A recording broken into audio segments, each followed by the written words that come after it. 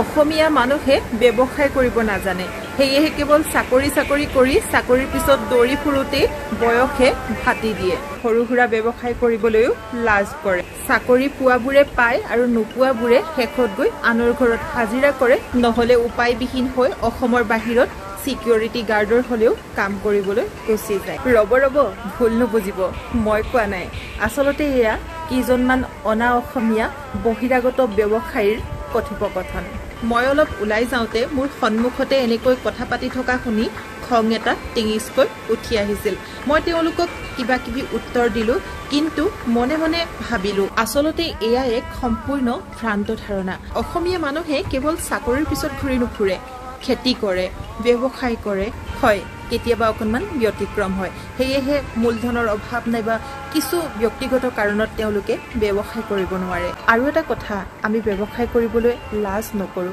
কিন্তু কিছুমান ঘুণে ধৰা মানসিকতাৰ মানুহ আছে সমাজত তেওঁলোকে ইমান পঢ়ি শুনি এইটোৱে কৰিছ আৰু কাম নাপালি বুলি হাঁহে সেয়েহে অকণমান আঘাত লাগে কিন্তু আজিকালি সেয়াও নোহোৱা হৈছে আমাৰ অসমীয়া দলে বলে ওলাই আহিছে সৰুৰ পৰা ডাঙৰলৈ বিভিন্ন ব্যৱসায়ত নামিছে আৰু এই যাত্ৰা অব্যাহত থাকিলে আমাৰ নৱপ্ৰজন্মই ব্যৱসায়িক ক্ষেত্ৰখনত এক সুকীয়া স্থান দখল কৰিব আৰু এই মানুহখিনিৰ আমাৰ প্ৰতি এনে ধৰণৰ মন্তব্য নোহোৱা হ'ব